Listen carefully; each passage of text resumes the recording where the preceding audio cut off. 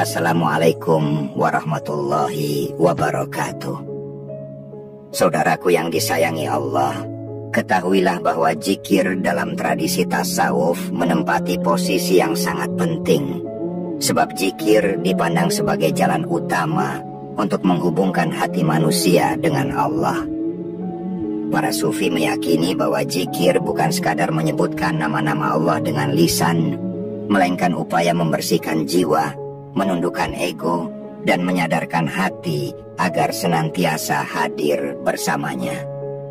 Oleh karena itu, zikir dalam tasawuf sering dipahami bukan hanya aktivitas ritual, melainkan ia latihan spiritual yang terus-menerus, yang mengubah keadaan batin seseorang dari lalai menuju sadar, dari gelap menuju terang. Para guru tasawuf menjelaskan bahwa zikir memiliki banyak bentuk. Ada zikir lisan, ketika seorang murid mengucapkan kalimat tahlil, tasbih, tahmid, takbir, atau shalawat secara berulang-ulang. Fungsi zikir lisan ini untuk melatih lidah dan telinga agar terbiasa dengan kalimat-kalimat suci, sehingga secara perlahan masuk ke dalam hati. Lisan menjadi pintu, dan dari pintu itu makna zikir menembus batin. Namun para sufi mengingatkan bahwa zikir lisan hanyalah awal, sebab zikir yang sesungguhnya adalah zikir hati. Zikir hati terjadi ketika kalimat-kalimat suci itu tidak lagi sekadar bergema di bibir, melainkan ia menancap dan hidup dalam kesadaran batin, mengisi ruang jiwa dengan kehadiran Allah. Selain zikir lisan dan hati, dikenal pula zikir sir, yakni zikir yang sangat halus, tidak lagi berupa ucapan atau pikiran yang jelas, melainkan getaran halus kesadaran yang senantiasa hadir bersama Allah. Zikir sir inilah yang banyak dijaga oleh para salik dalam perjalanan spiritualnya, sebab ia menghubungkan jiwa dengan yang maha gaib di tingkat kedalaman yang sulit dijangkau kata-kata. Seseorang yang sudah terbiasa dengan zikir sir akan merasakan ketenangan batin yang tidak mudah goyah, meski berada di tengah hiruk-pikuk dunia. Jenis zikir lain yang sering ditekankan oleh kaum sufi adalah zikir nafi isbat, yaitu pengucapan kalimat tauhid la ilaha illallah dengan penuh kesadaran. Dalam latihan zikir ini, bagian la ilaha dimaksudkan untuk meniadakan segala bentuk ilah atau Tuhan palsu yang disembah oleh hati, seperti hawa nafsu, harta, kedudukan, dan segala sesuatu yang dapat melalaikan dari Allah. Lalu bagian illallah menegaskan kembali bahwa hanya Allah satu-satunya yang layak disembah dan dihadirkan dalam hati. Fungsi zikir nafi isbat ini sangat penting dalam membersihkan jiwa, karena ia menyingkirkan segala bentuk kesyirikan batin, sekaligus mengokohkan tauhid dalam kesadaran terdalam manusia. Di dalam tradisi tasawuf juga dikenal zikir jar dan khofi. Zikir jar adalah zikir yang dilafalkan dengan suara keras atau setidaknya terdengar oleh telinga sendiri. Tujuannya adalah untuk menguatkan semangat, mengusir kelalaian, serta melatih konsentrasi murid agar tidak mudah terganggu oleh pikiran-pikiran lain. Zikir khofi sebaliknya, zikir khofi ini adalah zikir yang dilakukan secara lirih, bahkan dilakukan dalam hati saja, sehingga tidak terdengar oleh orang lain. Fungsi zikir khofi lebih pada pendalaman batin, menumbuhkan keintiman dengan Allah tanpa diketahui manusia lain. Kedua jenis zikir ini sama-sama penting, dan para sufi biasanya menekankan keseimbangan. Pada masa tertentu, zikir jar diperlukan untuk membangkitkan semangat rohani, sementara pada masa lain zikir khofi lebih tepat untuk memperhalus rasa. Selain zikir dengan lafaz-lafaz tertentu, ada pula zikir yang berbentuk wirid atau rangkaian bacaan khusus yang diwariskan dari para guru sufi. Wirid biasanya ditentukan jumlah dan waktunya. Misalnya membaca tasbih 100 kali setelah sholat, atau mengucapkan sholawat sekian kali di waktu tertentu. Fungsi wirid ini adalah sebagai disiplin spiritual, agar seorang murid terbiasa menjaga hubungan dengan Allah secara teratur. Disiplin ini penting karena tanpa keteraturan, zikir mudah hilang ditelan kesibukan dunia. Dengan adanya wirid, seorang salik terikat pada tali spiritual yang menguatkannya setiap hari. Lebih dalam lagi, para sufi juga membicarakan zikir kalbi, yaitu zikir yang berpusat pada hati sebagai organ rohani. Dalam pandangan tasawuf, hati bukan sekadar bagian biologis tubuh, melainkan ia adalah pusat kesadaran rohani manusia. Jika hati dipenuhi dengan zikir, maka seluruh perilaku dan pikiran seseorang akan bercahaya. Sebaliknya, jika hati lalai dari zikir, maka meskipun lisannya sibuk menyebut nama Allah, jiwanya tetap kosong. Oleh karena itu, zikir kalbi menjadi inti dari seluruh latihan, agar hati senantiasa hidup dalam kehadiran Allah. Zikir juga memiliki fungsi yang luas dalam kehidupan spiritual. Fungsi utamanya adalah menghadirkan Allah dalam hati, sehingga seorang hamba tidak terputus darinya. Dengan zikir, manusia yang lemah mendapatkan kekuatan, yang resah mendapatkan ketenangan, dan yang lalai kembali disadarkan. Zikir berfungsi sebagai penyuci jiwa, membersihkan hati dari karat kesombongan, iri, dengki, dan cinta dunia yang berlebihan. Ia juga menjadi penenang ketika menghadapi kesulitan, sebab hati yang berzikir tidak mudah gelisah menghadapi cobaan. Bahkan, para sufi menyebut zikir sebagai makanan ruh, sebab sebagaimana jasad memerlukan makanan untuk hidup, ruh pun memerlukan zikir untuk tetap kuat. Di sisi lain, zikir berfungsi sebagai tali pengikat murid dengan gurunya dan dengan jamaahnya. Ketika murid melakukan zikir yang sama dengan gurunya, ia tersambung pada mata rantai spiritual yang panjang hingga kepada Rasulullah. Kesinambungan ini menghadirkan keberkahan, sebab zikir bukan hanya upaya individual, melainkan ia juga bagian dari warisan spiritual yang menjaga hubungan umat dengan Allah dari generasi ke generasi. Pada tingkat yang lebih tinggi, zikir membawa seorang salik pada keadaan fana, yaitu sirnanya kesadaran ego dalam kehadiran Allah. Melalui zikir yang terus-menerus, kesadaran diri yang sempit melebur dalam kesadaran ilahi yang luas. Sufi menyebut keadaan ini sebagai puncak zikir, ketika seorang hamba tidak lagi sibuk menyebut nama Allah, karena dirinya sendiri menjadi zikir itu. Segala gerak, diam, napas, dan pandangannya hanyalah zikir yang hidup. Inilah keadaan yang oleh para sufi disebut zikir daim, zikir yang terus-menerus tanpa henti. Dengan demikian, zikir dalam tasawuf mencakup banyak lapisan, dari lisan, hati, sir, jahr, khofi, hingga zikir yang mengakar dalam kesadaran terdalam. Fungsinya pun berlapis. Ada yang sebagai pengingat, pembersih jiwa, penguat semangat, penenang hati, bahkan jalan menuju puncak penyatuan batin dengan Allah.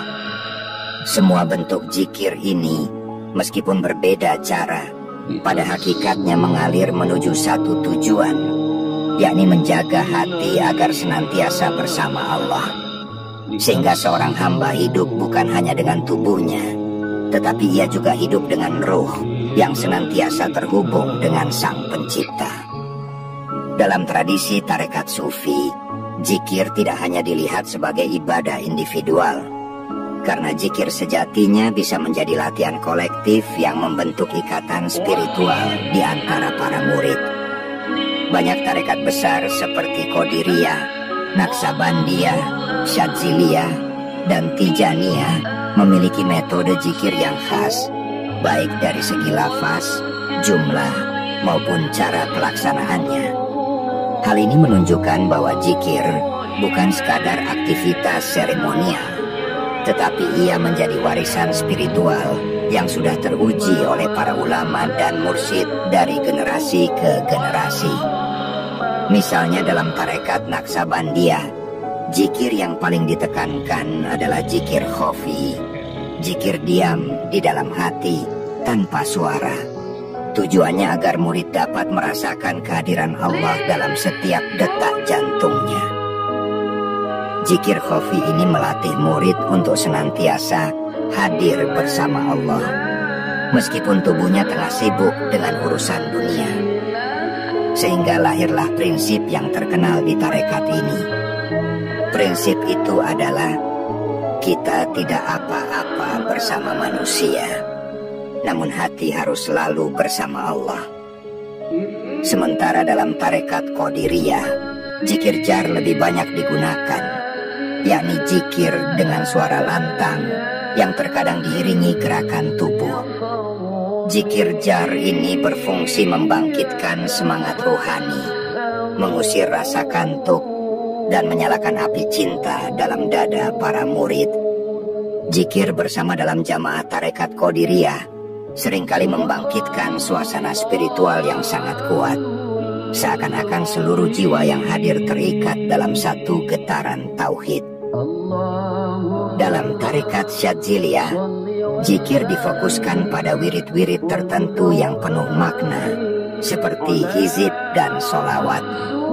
Melalui wirid yang tersusun rapi, para murid dibimbing untuk mengisi waktunya dengan bacaan-bacaan yang menyucikan jiwa, sekaligus melatih konsentrasi. Di sini tampak bahwa zikir bukan hanya pengulangan lafaz, melainkan zikir itu menjadi penyusunan energi batin agar lebih stabil dan terkendali.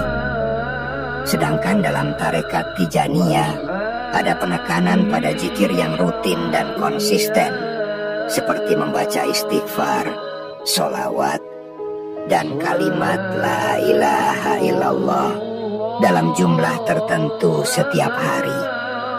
Konsistensi ini dianggap sebagai kunci pembentukan spiritual murid, karena kedekatan dengan Allah tidak dibangun oleh semangat sesaat, melainkan ia harus dibangun oleh keistiqomahan zikir yang tak terputus. Jika kita melihat fungsi zikir lebih jauh, para sufi menegaskan bahwa zikir adalah cara terbaik untuk menghidupkan hati. Hati manusia menurut mereka ibarat cermin. Jika dibiarkan tanpa zikir, ia akan berkarat oleh dosa, kesibukan dunia, dan kelalaian. Zikir berfungsi sebagai kain lap yang membersihkan karat itu, hingga hati kembali jernih dan mampu memantulkan cahaya ilahi. Dengan hati yang jernih, seorang hamba dapat merasakan kelembutan, kehadiran, dan bimbingan Allah dalam setiap langkah hidupnya. Zikir juga berfungsi sebagai obat bagi penyakit batin. Rasa sombong luluh dengan mengingat kebesaran Allah, rasa iri hilang dengan mengingat keadilannya, rasa takut sirna dengan mengingat perlindungannya, dan rasa gelisah reda dengan mengingat kasih sayangnya. Karena itulah Al-Quran menegaskan, ala bidikrillahi tatmainnul qulub. Ketahuilah, dengan mengingat Allah hati menjadi tentram. Para sufi menjadikan ayat ini sebagai dasar keyakinan bahwa zikir adalah sumber ketenangan yang sejati, jauh lebih dalam daripada hiburan duniawi. Zikir juga berfungsi sebagai penghubung antara dunia lahir dan batin. Ketika seorang murid melaksanakan zikir dengan penuh kesadaran, ia berada dalam keadaan seimbang. Tubuhnya hadir di dunia nyata, tetapi jiwanya hadir di hadapan Allah. Keseimbangan ini melahirkan insan kamil, manusia paripurna yang tetap menunaikan kewajiban duniawi, tanpa pernah putus dari ikatan rohani dengan Tuhan. Pada akhirnya, zikir bukan hanya ritual yang dikerjakan di waktu tertentu, melainkan zikir itu harus menjadi keadaan spiritual yang diusahakan terus-menerus. Puncak dari zikir adalah ketika seorang hamba mampu berzikir tanpa henti, bahkan tanpa sadar lagi bahwa dirinya sedang berzikir. Para sufi menyebutnya sebagai zikr daim, zikir yang abadi. Dalam keadaan ini, setiap gerakan tubuh, setiap hembusan napas, bahkan setiap detak jantung menjadi zikir itu sendiri. Inilah keadaan fana dan bako yang banyak dibicarakan dalam ilmu tasawuf. Fana dalam kehadiran Allah, lalu bako dengan sifat-sifatnya. Dengan demikian, zikir dalam tasawuf bukan hanya ucapan, melainkan ia juga menjadi jalan hidup. Ia dimulai dari lafaz sederhana di bibir, menembus hati, lalu mengakar dalam jiwa hingga menjadi napas kehidupan. Ia berfungsi membersihkan batin, menenangkan hati, menguatkan jiwa, dan menghubungkan manusia dengan Sang Khalik. Semua bentuk zikir pada akhirnya bermuara pada satu tujuan, yakni menjadikan manusia senantiasa bersama Allah, baik dalam kesendirian maupun dalam keramaian, dalam suka maupun duka, dalam hidup di dunia maupun dalam perjalanan menuju akhirat. Pada tahap awal, zikir dilakukan dengan paksaan dan usaha sadar. Seorang murid biasanya memulai dengan zikir lisan, mengulang-ulang kalimat tasbih, tahlil, atau sholawat sesuai bimbingan gurunya. Pada tahap ini, zikir sering terasa berat dan kering karena hati belum terbiasa. Banyak pikiran duniawi yang masuk, perhatian mudah teralihkan, dan keikhlasan pun sering goyah. Tetapi justru inilah tahap latihan penting, karena kesabaran dan konsistensi di sini menjadi fondasi bagi tingkatan selanjutnya. Tahap berikutnya adalah ketika zikir mulai menyatu dengan hati. Kalimat zikir yang diucapkan dengan lisan bisa menimbulkan kelezatan batin. Hati mulai hadir, dan seorang murid dapat merasakan ketenangan setiap kali menyebut nama Allah. Pada titik ini, zikir sudah menjadi kebutuhan, bukan sekadar kewajiban. Jika ia lalai dari zikir, hatinya merasa kosong. Naik lebih tinggi lagi, zikir memasuki tingkat kesadaran rohani. Di sini, murid tidak lagi sekadar mengingat Allah pada saat-saat tertentu, melainkan ia akan merasa diawasi dan disertai olehnya sepanjang waktu. Zikir tidak terbatas pada bacaan tertentu, melainkan ia harus meliputi seluruh aktivitas, seperti makan, bekerja, berjalan, bahkan diamnya seorang salik dipenuhi kesadaran zikir. Para sufi menyebut keadaan ini sebagai muraqabah, yakni mendekatkan diri kepada Allah dengan kesadaran yang terus-menerus bahwa Allah senantiasa dekat dan menyaksikan. Tahap selanjutnya dalam zikir adalah zikr daim, zikir yang abadi. Pada tingkatan ini, seorang salik telah mencapai keadaan di mana dirinya sendiri menjadi zikir. Ia tidak lagi mengingat Allah dengan sengaja, sebab seluruh wujudnya sudah menjadi medan zikir. Hati, jiwa, dan raganya menyatu dalam kehadiran Allah. Inilah yang disebut keadaan fana filasirnanya, kesadaran ego dalam kehadiran Allah. Lalu berlanjut ke bako billah, hidup kembali dengan sifat-sifat ketuhanan yang memancar dalam akhlak mulia. Untuk sampai ke tahap-tahap tersebut, para sufi menekankan pentingnya istiqomah. Zikir tidak boleh hanya dilakukan ketika hati sedang tenang, tetapi justru ia harus terus dipelihara meski hati lalai, pikiran kusut, atau jiwa lelah. Istiqomah dalam zikir ibarat tetesan air yang jatuh terus-menerus ke atas batu.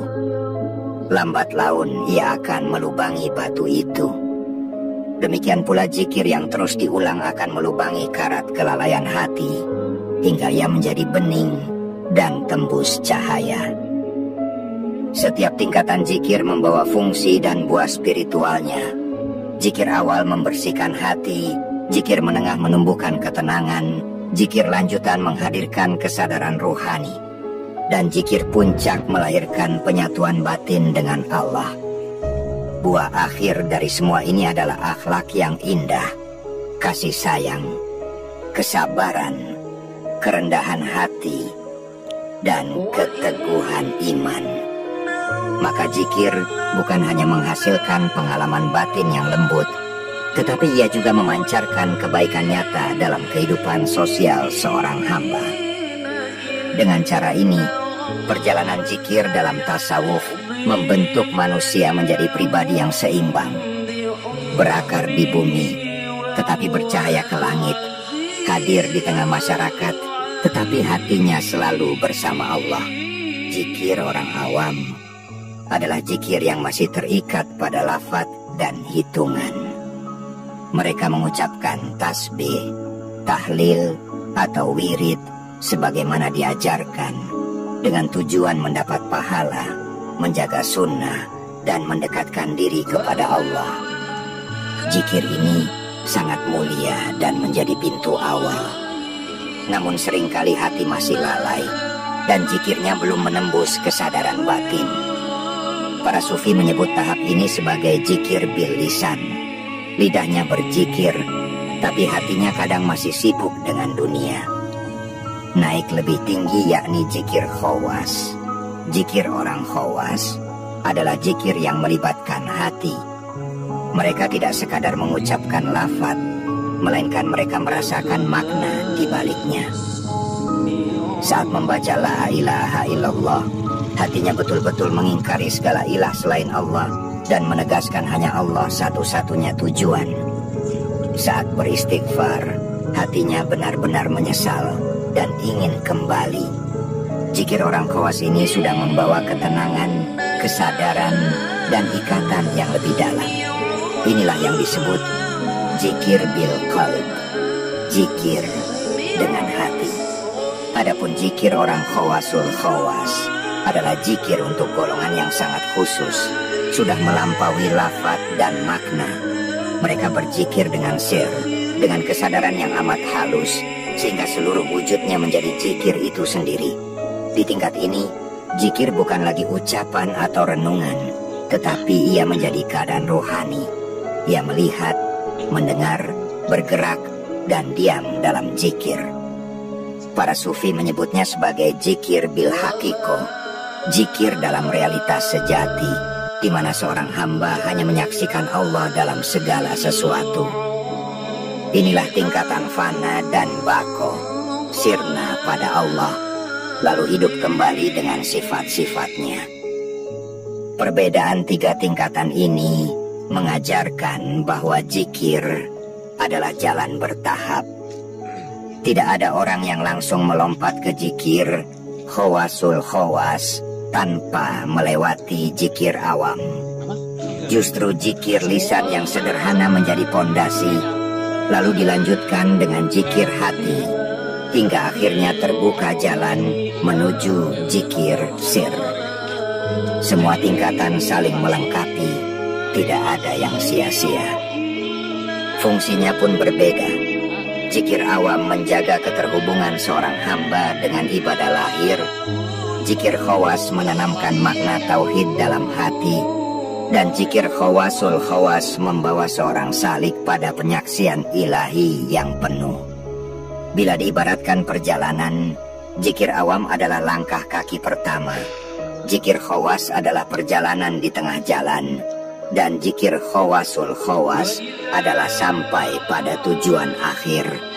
Para ulama tasawuf memahami bahwa seluruh amal ibadah dalam Islam, sholat, puasa, zakat, haji, sedekah, tilawah Al-Quran, semuanya adalah bentuk ketaatan kepada Allah. Namun mereka menekankan zikir sebagai inti dari semua ibadah itu.